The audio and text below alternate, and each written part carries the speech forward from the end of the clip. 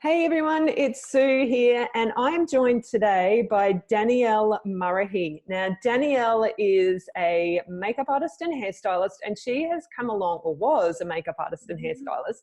She's come along today to talk to us about the importance of our website and the importance of making your website visible through SEO, or search engine optimization. She's going to talk a lot about that. So to give you a bit of background about Danielle, she originally trained as a hairdresser in 1988. So she's been around for a while. And then in 2000, she also added makeup to her skill set. And she worked as a hair and makeup artist in Sydney and in Melbourne, and she worked in photo studios, weddings, commercial, and TV. So she has also been an educator. She ran a series of very popular long hair styling masterclasses for makeup artists, and she took them all around Australia. And then last year, she started her own SEO agency. So we're going to chat about SEO, what it's all about, and why Danielle has kind of gone down that path and done a bit of a pivot in her business. And we're going to talk about how to get your website ranking on Google, because obviously the better your site ranks, the more bookings and the more inquiries and the more bookings that you are going to be able to get. So Danielle loves helping hair and makeup artists make the most of their websites, and helping artists to use their websites instead of just relying on social media for work inquiries. So Danielle, that's just a little bit of a background. Thank you so much for joining us today. And I guess my first question for you is, you obviously started out in the salon as a hairdresser, is that right? Yeah, I started my apprenticeship in '88, and I actually went on with my boss, or who apprenticed me, to open up a salon together, the two of us. And I went and studied beauty therapy as well, and it just wasn't enough. Four walls, I couldn't handle being in four walls. And we left on amazing terms, and I actually went and traveled and then worked in retail for a while. And then in 2000, it was like, I need to do something with my hairdressing. I love hairdressing. I love doing long hair. Didn't want to work in a salon. And then that's when mobile hair and makeup artists were just starting to emerge as an industry. Yeah, right. And so what was it about makeup that attracted you? Why not just stick to doing, I guess, mobile hairdressing? Why makeup? Okay, this sounds really brutal. I wanted to make more money. Yeah, fair enough. If I could do both, I was going to earn more money, and I did. And back in 2000, all I had to do is pay for one ad in one bridal magazine that ran for a whole year. And within months, I was booked, 48 weekends of the year. And I was doing 2 weddings a day, and it was easy work. Yeah. And I guess slowly but surely, the competition started increasing. Yeah, and I think, I kind of started around the same time, and I remember when I started, it was all about getting your ad in the yellow pages as well. That was a big part. I wondered for a while if it still exists, and every now and again I get one dumped on my front doorstep, so it is still around. But I was there also in the early days of websites where, I don't even think SEO was a thing. I never bothered about it. And I guess that was it. It wasn't such a noisy space. We didn't have social media like we do now. So if anybody had a website, you were already one step ahead of the curve.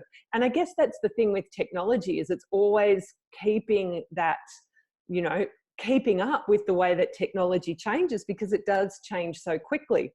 So tell me now about, obviously you did that for a long time. You had a lot of experience as a hair and makeup artist, but I understand that you recently hung up the brushes. What prompted that decision, and what have you been doing since you hung up the brushes in 2017, was it? Yeah, so I was living in Sydney, and I'd almost stepped completely away from weddings. And out of the blue, I developed a driving phobia. Now, can you imagine trying to get on set, being too scared to drive? And so that's what happened to me. I couldn't drive. I was basically trapped in my suburb. And at the same time, my husband was offered a move to Brisbane. And it's like, let's go.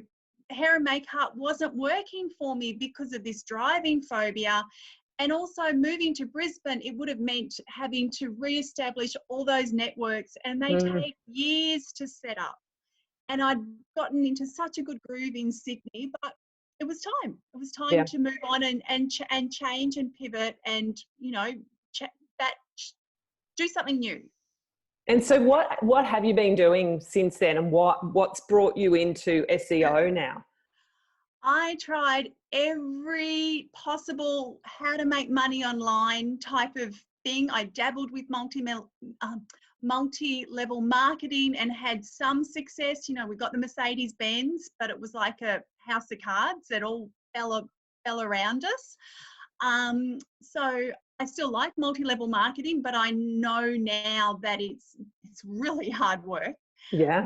And then I started selling on Amazon in the US. And so I needed a website to do that. And I needed to bring more traffic to my website so I could sell more stuff online. And then that's when I realized I needed to get website savvy. Mm. So the website I had as a hair and makeup artist was exactly like every other hair and makeup artist. It was just an online portfolio. All it was a place to send a potential bride to go and check out my work. The website did absolutely nothing else. It never got me anyone calling me. It was just a vanity thing almost, just a place where I could send people and say, hey, I've got a website. But it did So nothing. where were your inquiries coming from at that point, if they weren't coming Um, from your website? Networking. I Yeah. believe in networking like any. So I believe if I am approached with a job, and I can't do it, I will freely give that job to Mm. somebody else. I don't want to get paid for it. Yeah. I would, Yeah. and the people that I gave work to in turn gave work back to me. I was always up to do test shoots and portfolio building and catching up with people and getting to know them and really being helpful in all the Facebook groups, because it really set me up to be a good, knowledgeable, trustworthy person. Mm, So mm. that's how I quickly built up my networks. Yeah. Yeah. And well, anyone that knows anything about me knows that it's one of the things I really bang on about. Your network equals your net worth. So it's super, super important. Okay, so let's talk now. You've got this website, you've set up the website for your Amazon business, and then what kind of happened then? Where does the SEO come into it? Okay, so I had to learn how to drive traffic to a website. Mm, And so I bought an SEO course and I looked at it and I started crying. It made absolute no sense. I dropped like $3,000 onto this SEO course and it made not one bit of sense. It was saying blogging, so I'd write all this content and nothing would happen. And I was sharing it, nothing would happen. And finally, through this course, they had a private Facebook group and I asked some questions in there, and one guy was so nice and he actually helped me and gave me real answers. And I said to him, can I please annoy you and ask more questions? And he goes, of course. He lives in America. He's in Philadelphia. We still talk most weeks. And he basically dragged me through that course so I could actually understand it in my sort of terms, mm, mm. because how they talk is so, even I don't understand some of the things that they go on about. It's not relevant to me and what I do for my clients. Yeah, yeah. And I found that too, whenever I've kind of gone down that path, and it's been one of those things on my, things to do each year for the past, I don't know how many years, it's learn more about SEO. And every time I kind of dip my toe in the water, I'm like, oh my God, it's all so hard. So, Yeah. that's kind of just about all I do about it. So, yeah. Now, so why is SEO important? And actually, let's just step back a little bit. For those of us who really have no idea, and I've said it means search engine optimization, but can you explain in simple terms what SEO is and why it's important? All right. So SEO is being found in a search, and predominantly it's a Google search. And then you've got other search engines like Bing and Yahoo and even YouTube. And Mm, these are all platforms that you can type in a phrase or a word or a sentence and that platform will try and match up your question with an answer. Mm-hmm. Now, so Google is the main one, and Google's where you want to be. And Google's whole priority is to make sure that when a customer or a client types into a Google search bar, it's going to give you the best answer it can so that you stay with Google and you don't drift off and start using Yahoo or Bing or another search platform. Does anyone use Yahoo and Bing though? Like, No, no. Microsoft loaded onto their computers, and it drives me crazy when it comes up as a Bing search, and it's like, oh, God, or I know. What Chrome. even is that? Yeah, get rid of it. That's it. But Google's not always used in every country. Like in a lot of the Asian countries, Google's not really a thing. They use other platforms. Yeah, of course. Yeah. So that's it. So basically, you want to be found in a Google search, and Google is all about local. So if you type in, so I'm here in Cleveland, Brisbane. If I type a query into my search bar, like I might say best pizza restaurant, it's going to show me the results that are within sort of 3 or 4 kilometres to my house. Yeah. So if Sue's over in North Brisbane and she types in the same search query, it's going to give her 100% different answer to what I'm going to get. And that's why it's really important to make sure that you get found in the type of search that you want to get found for. Yeah. And what I discovered with I went and looked at a lot of hair and makeup artists' websites. I asked if I could help some people with their websites. And a lot of them didn't even have the name of the city that they worked in or the areas that they covered. You know, I had to actually go looking for them on Facebook and go, okay, she's actually in Adelaide. And she hasn't talked about the Barossa Valley or the Clare Valley or Adelaide Hills or Adelaide or Hahndorf, any of those beautiful towns and areas that people get married in, and they're not anywhere on her website. Yeah. How is someone going to find her if they don't even know where she lives or works in? Yeah, that's really interesting. I'd never really, I mean, I know that, you know, I get a lot of my bookings now, because I always ask people, where did you find me? And they're always saying Google. You know, I Googled makeup artist near me, or, you know, mobile makeup artist or whatever. And I'm coming up in those searches because it's that location thing. And I think that's fantastic because, hey, I would much rather go and do a makeup job where I only have to drive for 5 minutes than where I have to drive an hour and a half. Even if I am charging a travel fee, you know, I'd rather be just get in and get the thing done. Yeah, exactly. Yeah. So yeah, that's I guess I hadn't really thought about it that way, that it's how and you've also location specific it got is. to remember that if you've got a girl who's, say, in Melbourne and she wants to get married in Daylesford, which is a beautiful town, she's going to be Googling makeup artist Daylesford.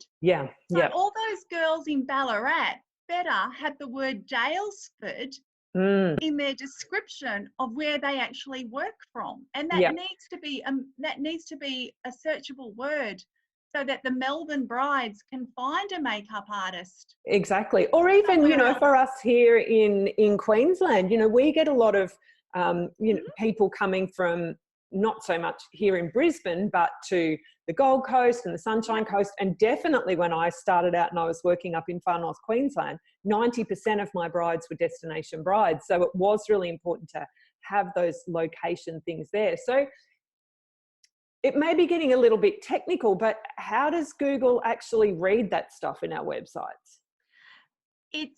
It's amazing. It uses A1 sort of artificial intelligence. And it actually scrolls through. So they're called bots, okay? These spiders. Spiders, yeah, that's right. They crawl the site, and they crawl it the way we would read a page. Okay. And so they're looking for words, and they put all these words together. And in the olden days, you know, a few years ago, you could stuff a website with hair and makeup artist, hair and makeup artist, hair and makeup artist. But now you're actually penalised if you use the same words over and over and over. And the content on your pages needs to be easy reading. It Mm. needs to make sense, and it needs to have content. You can no longer just stick up a paragraph and expect that page or website to rank in Google. You need at least 500 words on every page. And Wow. those 500 words have to relate to what it is that you do. Yeah, yeah. And then there are ways that you set these pages up. And that's what I hope I can do a quick demo and show you how you have to set up a simple website page and how you can get it found. All right, fantastic. So I wanted to ask you if you have a couple of tips that you could give to artists who do manage their own sites on little simple tweaks that they could do. And I believe that you've got some examples that you want to show us. So Yeah. how about if you want to share your screen, we can do those. Okay, so the way a website gets found is by having the right words on your website. So what I mean by words is they're also called a keyword. So a keyword is to describe what you do, but what somebody would type into Google to find you and what you offer. Yep. So this is a free keyword suggestion tool, and it's by Neil Patel, and it's called Uber Suggest. So as in Uber, UBER, suggest keyword.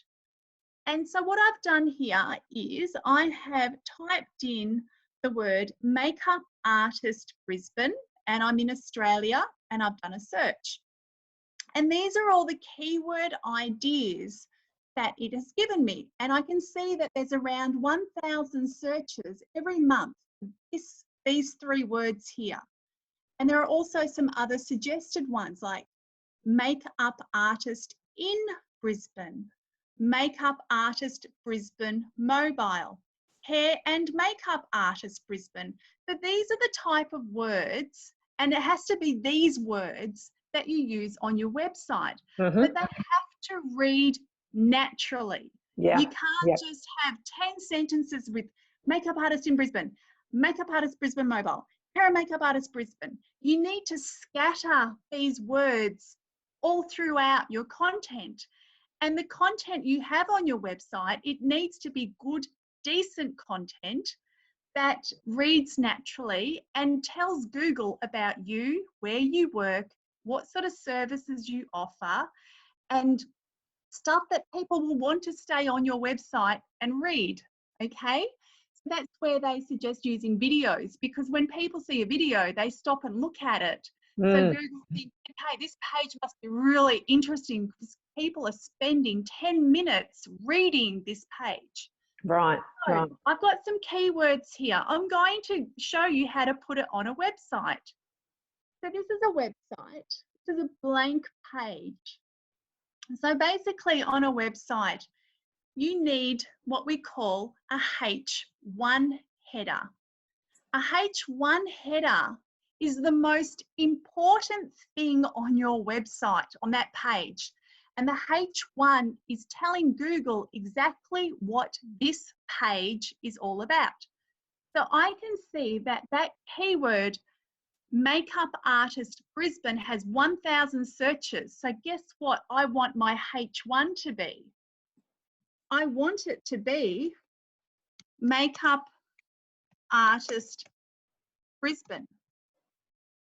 All right, so there's my H1 header. And now I'm going to go find some content to back up this phrase. So I'm just copying and pasting here. Never, ever, ever, ever do this. Always use your own content. So is this something that we would put on our home page or our About Me page? Every page. Every page. Yeah. Now, so that's, I've just written a heap of content there. So you would write all about you. You would write, Sue is a hair and makeup artist covering all of Brisbane. She specialises in hair and makeup for weddings and birthdays and celebrations. Sue has got 20 years experience. She is well versed in all sorts of hair and so you make it all information. Yep. All about what it is that you do. Then you have another one here, which is called a H2 tag. A H2 tag backs up the H1. So the H1 is the big thing. It tells Google exactly what this page is about. Your H2 is something that backs up the H1. So you might say that you are a wedding expert for hairstyling. And now you would write some more text here about your hairstyling. Okay. Does that make sense? So this is your big, hairy, audacious keyword that you want to go for. And it doesn't have to be the one with the most search volume. Sometimes it's better to have one that's got medium success, because you know everyone wants the big player. Yeah. If you go for a medium player, you've got more chance to be found for that keyword. Yeah. Does that Now, make sense? these H1 and H2 headings, they are things that are built into, are they built into all website templates? So whether you're using Squarespace or So this is WordPress or Wix or this is a Weebly site. So I definitely know in WordPress your first title is your H1. Yep. So the first thing you write is going to be a H1 in a WordPress. So it's not always going to be called the H1, though it might be called the title. So that's kind of, I just want to make that clarification, because I know that I work in format and I haven't seen H1 and H2. So on a Wix, they call it big title. Okay. And large title, or big heading, large heading, medium heading. Right. And so what most people get into trouble is they do it because they want it to look pretty. So they do all these big headings everywhere. But you know what? That's confusing Google, because it doesn't care what your website looks like. It's looking for the H1 tag. Yeah. Okay. And you just put your H1 tag 5 times on a web page and it doesn't make sense to Google. Yeah. Yeah. So a pretty website doesn't get you as much business as a well-built website. Yeah. Yeah. All right. I guess it's kind of about finding the balance, though, like, because obviously we work in a very visual industry. So if someone comes onto our website and it doesn't look aesthetically pleasing, they're probably not going to stay there despite what we've written. It's a bit of both. Yeah, exactly. So I think that we do need to make sure that there is that balance. 100%. So I totally get what you're saying, but I'm looking at it from the part from our clients as well, who, obviously want to, they're very visually oriented, and that they are. And that's where you have images. Yeah. Now, when Google looks at an image, it's a basically dot matrix. It doesn't see a photo. No, of course. It sees dots and dashes and whatever you've described it as. So this is where so many artists make a mistake, is they will add an image. And what they do is they upload an image. So I'll upload an image and I'll show you what I mean. So I'm going to put an image in here. So I've got this image and it's actually called Gold Coast Eyebrow Tattoo. Okay, so I've named the image. See how here it's IMG5268, and this is what most people do. They just upload image IMG5268, but you need to name your images. Giving Google more information, and you will name it something like, bride getting lipstick applied, something that's, with the words in it. And then there is another area with your images, is you can do what they call an alt text. So this image is just called picture. But if I call it cosmetic tattooing Gold Coast, I have now just given Google even more keywords for it to look at and to understand what my website's all about.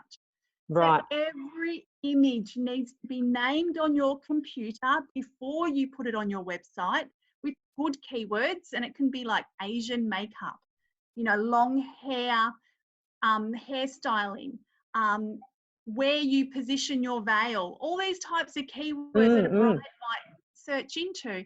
And then when it's loaded on your website, you need to also rename it, and that's called the alt text. Right.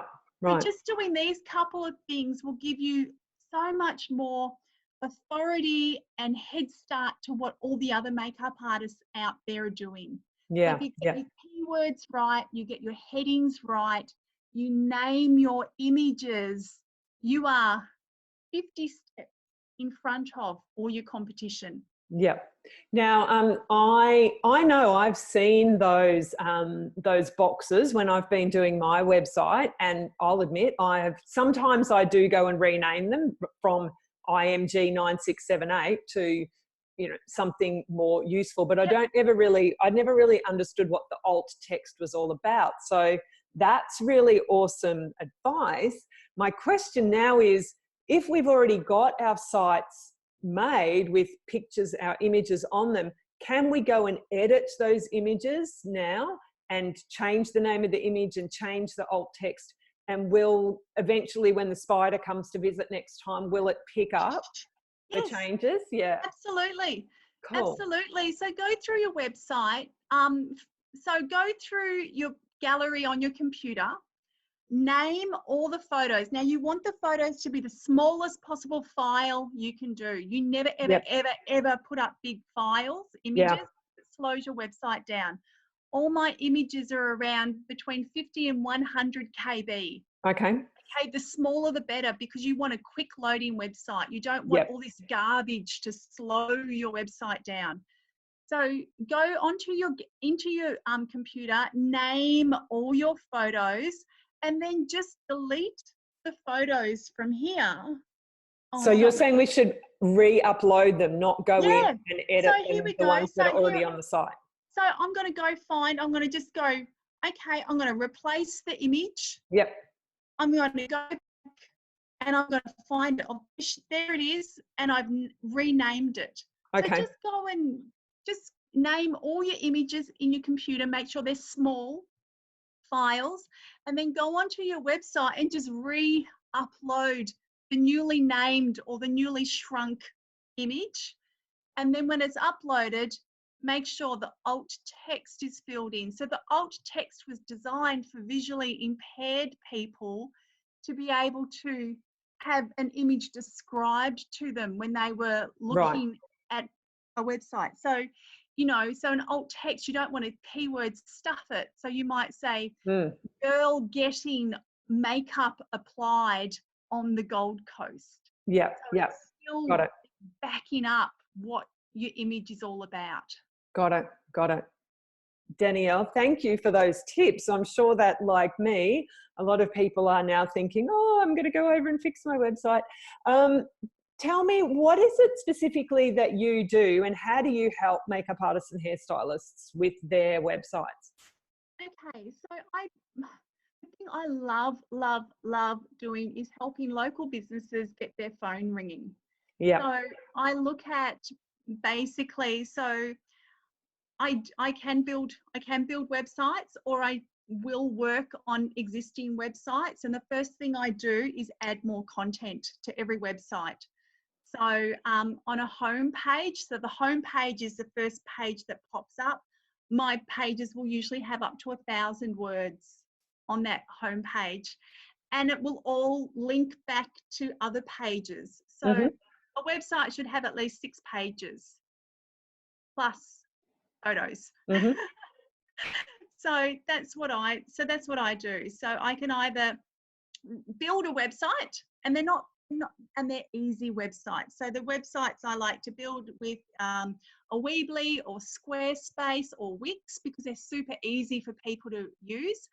WordPress sites, I can build them, but you know what? WordPress, they're a pain in the bum. Yeah, it's not that easy to work, is it? To update them and refresh plugins and the security, they also get hacked a lot. WordPress sites are always targeted by hackers. Whereas if you use something like Weebly, Wix or Square, the security on them is really good. So you don't have to worry about getting your website hacked. So yeah. Cool. And so how can people find out more about what you do, and how can they get in touch with you? Okay, so I run a business, and don't laugh at my website because I'm so busy looking at others, so I barely have time to look at mine. My website, I'm called helloseo.com.au. So it's bright yellow, helloseo.com.au.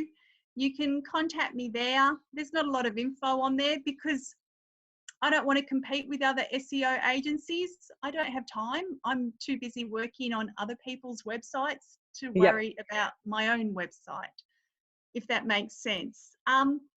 Or, you know, connect me, get in touch with me via Sue, or my surname is really weird. Not many people have got my surname. So it's Danielle Murrahy, Murrihy. You can find me on Google or on Facebook as well. Yeah. All right. Awesome. I'm going to open up to questions in just a moment. So if anyone who is on the Facebook Live has any questions, start tapping them into the comments box. We'll come and ask your questions in just a moment. But just before we do that, Danielle, is there anything further that you would like to add? Any little last minute bits of advice?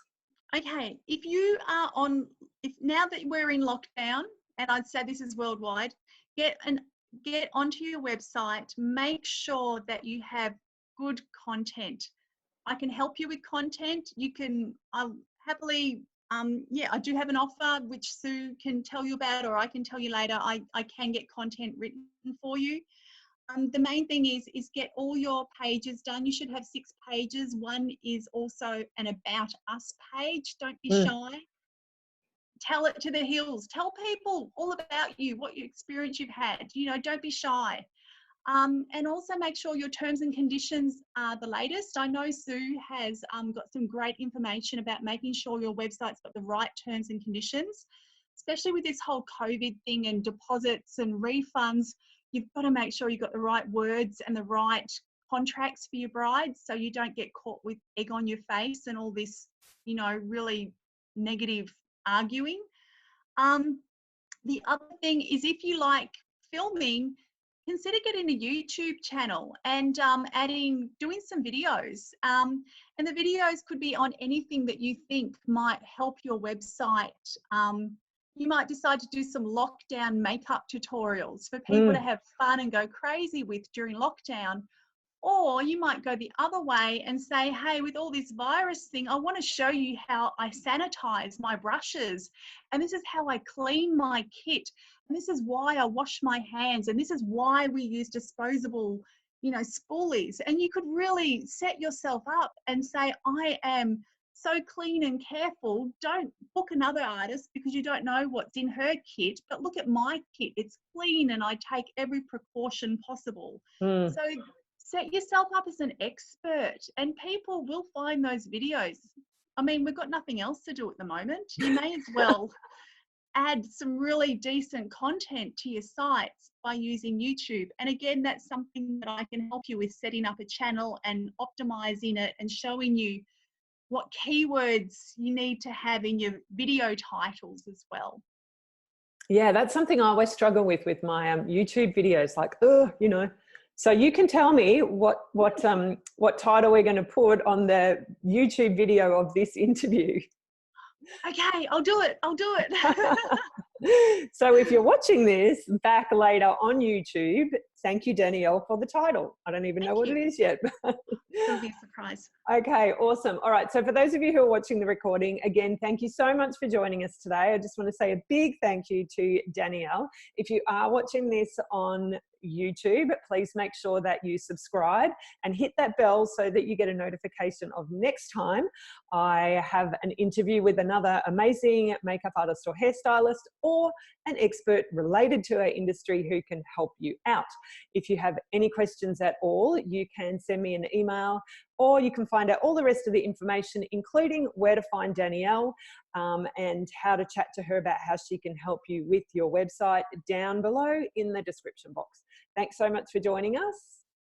Bye for now. Thank you.